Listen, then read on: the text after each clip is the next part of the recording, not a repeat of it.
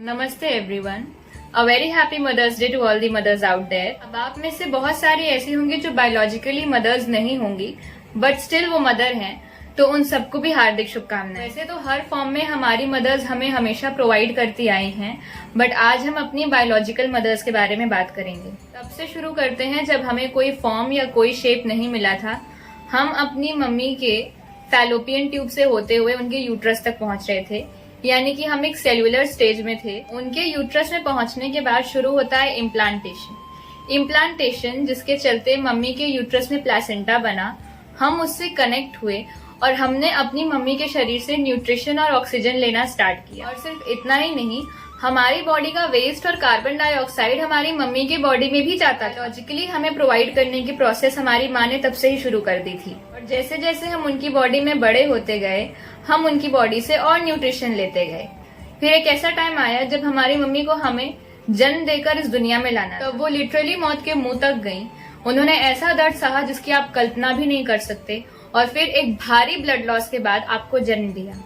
और उसके बाद भी उनकी बॉडी का आपको न्यूट्रिशन देना बंद नहीं हुआ। अपनी माँ का पहला दूध, जिसे हम कोलेस्ट्रम कहते हैं, वो इतना ज्यादा न्यूट्रिशियस होता है कि अगर वो बच्चे को ना मिले तो बच्चे को लाइफ लॉन्ग कोई ऐसी प्रॉब्लम हो सकती है जिसका क्योर किसी भी मेडिसिन में नहीं हो। और इसके बाद भी 6 महीने से लेकर 1 साल तक बच्चा अपनी माँ का दूध पीता है। अब माँ का दूध यहाँ पे क्या है? जब आपकी माँ ने आपको जन्म दिया, मैंने बताया ना, उस वक्त उनका बहुत सारा ब्लड लॉस हुआ। इसका मतलब उन्हें न्यूट्रिशन का लॉस हुआ। अब उनकी बॉडी में ऑलरेडी न्यूट्रिशन काफी कम बचे हुए हैं और आप पैदा हो चुके हैं। आपको भी न्यूट्रिशन चाहिए और आपके दांत तो है नहीं कि आप खाना खा पाएंगे। तो ऐसे माँ का शरीर क्या करता है कि माँ के अंदर जो बचे कुचे न्यूट्रिशंस है उनका भी 50% लेकर उनके ब्रेस्ट मिल्क में डाल देता है ताकि बच्चे को न्यूट्रिशन मिल सके। और सिर्फ इतना ही नहीं, अगर बच्चे को किसी एक पर्टिकुलर न्यूट्रिएंट की कमी है, लाइक उसे विटामिन ए की कमी है या उसे आयरन की कमी है, तो ये बात मदर की बॉडी बच्चे के दूध पीते ही समझ जाती है और मदर की बॉडी से उसी पर्टिकुलर न्यूट्रिएंट को उठा के ब्रेस्ट मिल्क में सबसे ज्यादा डालती है जिसकी बच्चे को जरूरत होती है। अब यहाँ से ये बात आती है कि अगर माँ के शरीर में उसी न्यूट्रिएंट की कमी चल रही है तो भी माँ का शरीर उस न्यूट्रिएंट को हटा के बच्चे को पहले देने को प्रेफर करेगा और बाद में माँ के लिए बचा के रखेगा। अब ये चीज आपकी माँ की बॉडी फिजिकली कर रही है। अगर आपकी माँ आपको ये चीज ना भी प्रोवाइड करना चाहे तो भी उनकी बॉडी आपको ये चीज प्रोवाइड कर रही है। This is the sacrificing nature of a mother, जो बायोलॉजिकली एक वुमन के अंदर इनबिल्ट होता है। अब ये तो आपकी माँ का बायोलॉजिकल प्यार था आपके प्रति। इसके बाद आपकी माँ ने आपको कितना प्यार दिया, आपके लिए कितने तरह के सैक्रिफाइसेस किए।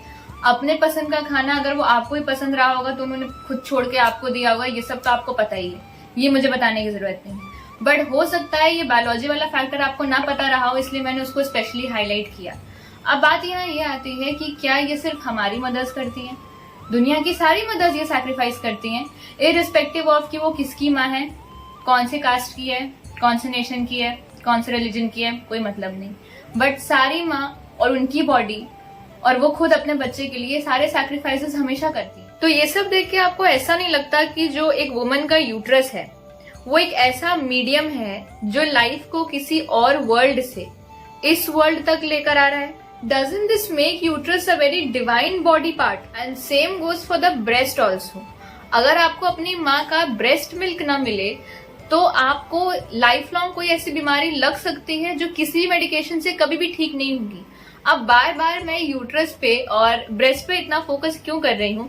बिकॉज ये दो ऐसे बॉडी पार्ट्स हैं एक वुमन के जिन्हें आज के टाइम पे सबसे ज्यादा सेक्सुअलाइज किया गया है। अब तक आपने इस वीडियो में जितना भी देखा उससे आपको ये तो समझ में आ गया होगा कि ये बॉडी पार्ट्स कितने ज्यादा इम्पोर्टेंट हैं और इनका सिग्निफिकेंस बायोलॉजिकली तो बहुत इम्पोर्टेंट है ही, बट अगर हम थोड़ा सा स्पिरिचुअल पॉइंट ऑफ व्यू से देखें तो भी ये दोनों बॉडी पार्ट्स बहुत ज्यादा सेक्रेड हो जाते हैं।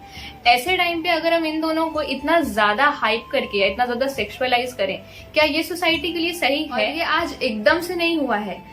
एक वुमन की बॉडी का ओवर सेक्सुअलाइजेशन होना एक पर्टिकुलर टाइम पीरियड से स्टार्ट हुआ था और होते होते आज के टाइम पे आते आते ये इतना ज्यादा नॉर्मल हो चुका है कि अगर हम अब ये बोलें कि वुमन की बॉडी सेक्रेड है और इतनी ज्यादा सेक्सुअलाइज करने लायक नहीं है तो फिर लोगों को अजीब लगने लगेगा कि ऐसा तो हो ही नहीं सकता।